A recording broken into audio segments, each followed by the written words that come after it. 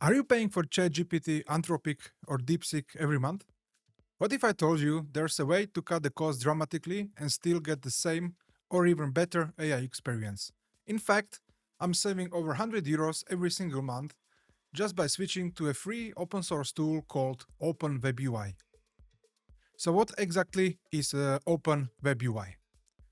Think of it as its own self hosted version of ChatGPT. It's an open source application that you run on your own server and gives you clean, easy to use interface to connect with multiple AI providers. Instead of paying multiple monthly subscriptions, you just plug your API keys from OpenAI, Anthropic, DeepSeek, or others, and you only pay for what you actually use. This is the big secret to why it saves you so much money. So let's put this in a perspective. A single subscription can cost 20 or 30 euros per month. If you're like me and use multiple AI tools, you could easily spend over 100 euros every month. With Open WebUI, you get access to the same models, but instead of paying flat fees, you just pay per request via the API. For most users, this works out way cheaper. For me personally, it saved me over 100 euros every month. But here's what gets even more interesting. Open WebUI isn't just about connecting API keys, it comes with some really powerful features. You can run multiple AI providers from one interface, so no more switching apps. It supports conversation history and organizing your chats just like ChatGPT. You can enable extensions and plugins to expand functionality. It even has a multi-user support, so the whole team can use it securely. And if you are more advanced, you can connect it to tools like document search, embeddings, and even custom workflows. And while that's a whole video on its own, I'll just mention this. If you got a server with a dedicated GPU, Open WebUI lets you run your own AI models locally. That means total full control, zero ongoing API costs, and no one else touching your data. But again, that's the topic that we will dive into in a future video. And also, if you are a Webnestify channel member, I've prepared an exclusive video just for you.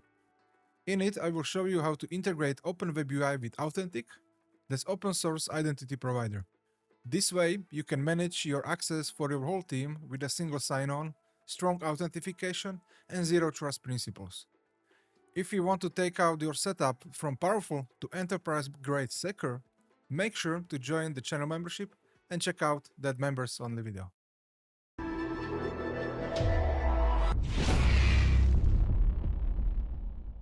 Hi, I'm Simon, founder of Webnestify. I help agencies offload all their backend tech stuff so they can focus on what really matters, and that's growing their business. These videos takes quite a bit of time to create, and the best way you can support my work is to subscribe to the Webnestify channel. It really helps me to keep making more content like this. And if you would like to connect, share ideas, or just hang out with like-minded people, join our Webnestify Discord. You can find the link in the description, or you can scan the QR code. Alright, so let's jump into today's topic.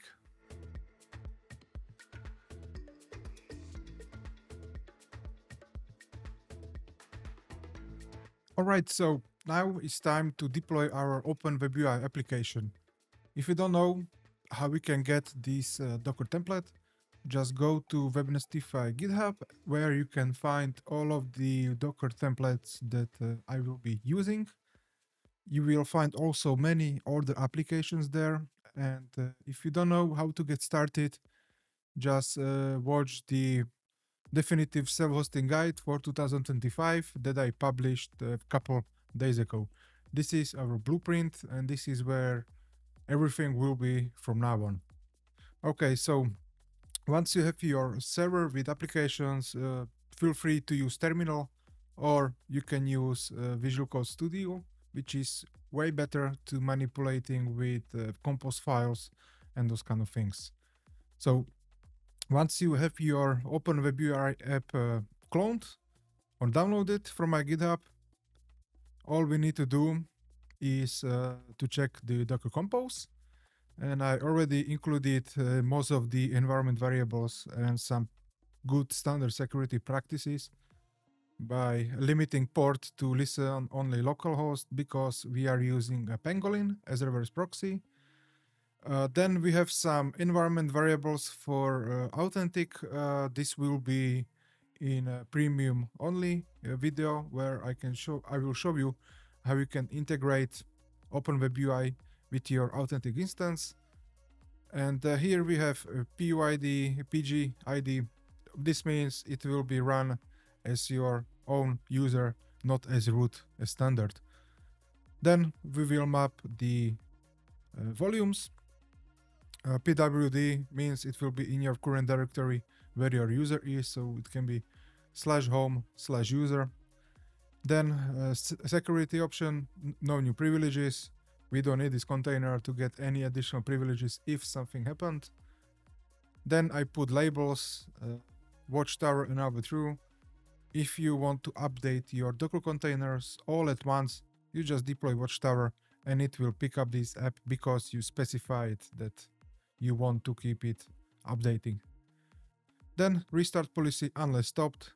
And for the networks, we always generate a secure network. So let me open now a terminal in VS Code. And what we can do, we now need to create our network. So it will be Docker network create Open Web UI. I don't have permissions. Okay, I'm going to elevate myself.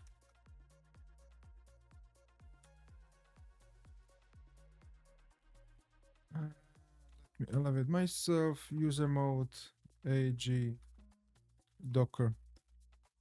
And now I can go back to my user. And now I can create the Docker network. So Docker network create Open Web UI. Now we have that network and we can change all the occurrences here. So let me change all occurrences and it will be Open Web UI, Alt S or Control S to save. And now what we need to do is to start our containers. So let me go to cd docker Open Web UI. Let me clear this and we can run docker compose up-d and docker compose logs f. And now it will download the latest Open WebUI image and then it will run it. All right, we have no errors. It took around 95 seconds to pull it. So what we can do at the moment is close out from this terminal and we can go and check what port we specified, which is 8071. Let me copy that into our clipboard. And now we need to go to our reverse proxy or pangolin. So let me close the VS Code. Let me double check if Chrome is on. It is. And I'm going to zoom in. So when we go to our resources, we will add our new resource and we can name it Open Web UI tutorial. Subdomain, I can make Open Web UI. Feel free to add your own subdomains as you want.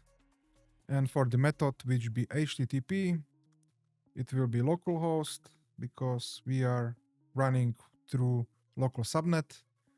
And we can click add our target. And then we can click create the resource. And also, if you have additional users in your pangolin, you can go to the rules, to authentication. And you can also select to which users you want to give them. So I have my own user with authentic, and I can save user roles. And what I can do, I can now log out because everything we set up as our admin. Never use admin to access your own stuff because you will need to have your own users for good security standards.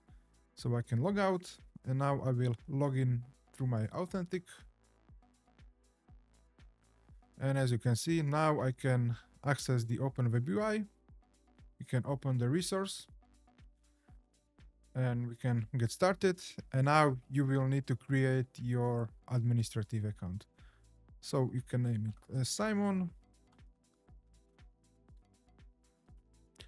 and then make sure to really generate a strong password or passphrase. And we can create our admin account, and I can save it in my Bitwarden, and let's go. And if you did not follow what Pangolin is, the reverse proxy, why I highly recommend using it, because if we log out of here and we also log out of our Pangolin, as you can see, you will need to be authenticated to your reverse proxy. Because in before we was using Cloudflare tunnels, Nginx proxy manager, Keddy, but there are many issues with both of them. Keddy is a little bit, Keddy is fine, but if you want to have functionality like or what Cloudflare tunnels allows you to do, then Pangolin is a really great piece of software. And the reason why I don't recommend Cloudflare tunnels is simply you never owned your data. There were many Cloudflare outages, which my services was down, and I really did not like it. I have full video about it. You can watch my channel. But yeah, so Pangolin is reverse proxy plus authentication layer for applications you want to expose to public internet. So it is really powerful and it is really secure. All right, so let me log back in to my Pangolin through my authentic, and I'm already authenticated to authentic. Otherwise, I will need to be authorized there. And now we can log in and we can sign in. Perfect. So first, when you log in, you will need to basically select a model, but we don't have anything integrated yet. So what we need to do now is to get our API keys from OpenAI, DeepSeek, Anthropic, or from whatever AI are you using. So let me just grab those and then we will continue. Before we wrap up, I want to take a moment to give a huge thank you to all the amazing members who joined Webnestify community. Your support really means the world to me. It helps me creating this content, go deeper into advanced topics, and build the kind of resources that free tutorials alone can't cover. So shout out to our current members. You are the reason this channel keeps growing stronger. And if you like to join them and unlock exclusive deep dives, monthly Q&A calls, and VIP Discord access, just hit the join button below this video, and I'd love you to welcome inside you too.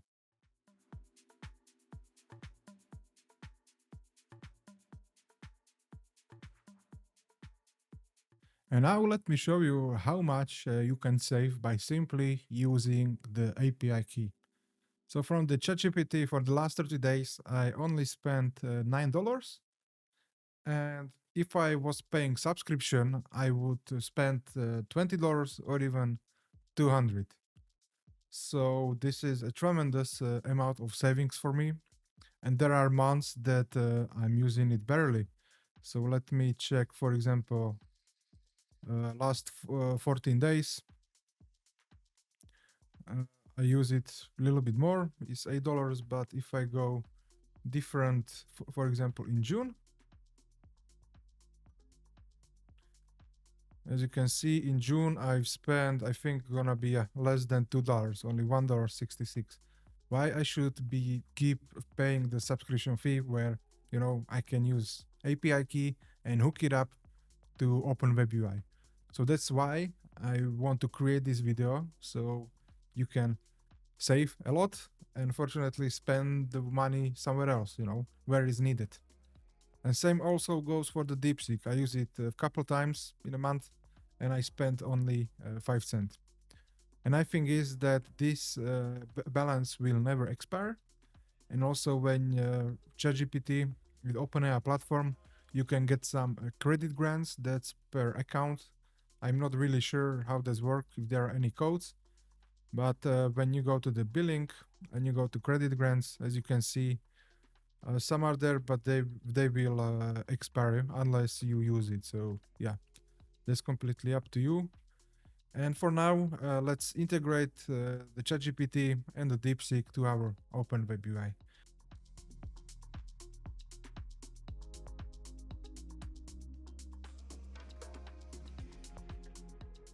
And the same process will go for any other AIs. Just go to their developer platforms, get the API key, and get the URL so we can integrate it easily. Okay, so let me get my API key, and I will create a new secret key. It will be another tutorial. I can select project, Open WebUI, and you can give it permissions all. So we will create our secret key. Let me copy that into our clipboard. And now let's go to your web UI. You will need to go to the admin panel settings. And when you go to the settings and connections, here you have already predefined Open AI API connection. So you go there. And also we need to add, you can save it. And also we need to add DeepSeek. And it will be external. And let me get the API base URL. So I can probably check the integration. Nope. DeepSeek API URL for Open WebUI. You can just Google it, and I think this will be it. Nope, that's not it. Let me search more. Okay, DeepSeek API docs. Always check the official documentation, and you can get it here. So it is api.deepseek.com/v1. I think it will be the same as the OpenAI. Okay, and now let me get my API key from the DeepSeek. Into my API key. Another tutorial. Let me copy that. Click done. And you paste it there. And you can click save. And save. And now when you go back from this admin interface, let me remove this. When we open our sidebar, we go on a new chat. And as you can see here, you can select from the models that are available to your API keys. So we get GPT-5 Nano, GPT Real-Time, GPT-4, GPT 3.5 Turbo. And you can also make it like keep it in the sidebar, for example, the favorite one. So let me make this favorite one. And also when we scroll down, we can search DeepSeek. And we have DeepSeek Chat, DeepSeek Reasoner. So let me also keep this in the sidebar. And when you go there, you can always ask it something. So how are you today? And as you can see, the interface and the speed is the same, almost the same as you are using the subscription version of this application. So, and you can also organize new chats, you can piv them, you can rename them, you can share them, you can download them. So yeah, you can see everything is basically the same as any other API. You can send the message, you can capture, you can upload files, you can even dictate, you can even set the voice mode, and even you have access to the code interpreter. And you can also follow up to this, and you can always, when you go to the new chat, and you can select, the different versions of the GPT. So let's do O mini. What model are you? So hopefully it will find out that it is using O1 mini. And based on GPT-4, yeah, that's BS. But yeah, you get the idea what you can do, right? So we go to new chat. We can go DeepSeek. What day is today? And now we are making API calls to the DeepSeek API. So Should be good. And yeah, today is Friday, June 28th, 24th. Yeah, of course. But yeah, you get the idea. So yeah, it is that simple. But still, you have many controls. What you can do. Stream chat response. You can turn on and off the features. There is a lot of features that you can use, but I'm not going to over every single one feature. Otherwise, this video would be 7 hours long. And let me remove this. Okay. And also, when you go to the settings, you can change some interface. You can get some tools. And also, what's really nice when you visit Open WebUI, Open Web UI, when you go onto the website, you can also download a prompts and also some functions which can enhance your Open WebUI instance. So let me sign in.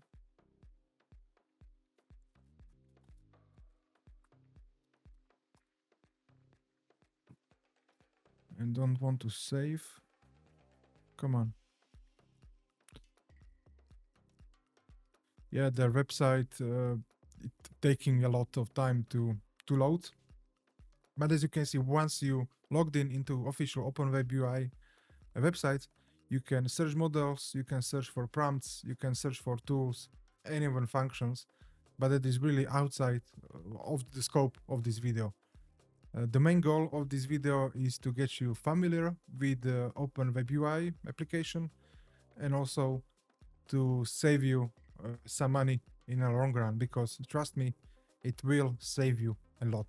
If you're using many AIs, then switch to this and you will be really, really happy that you discovered this amazing application.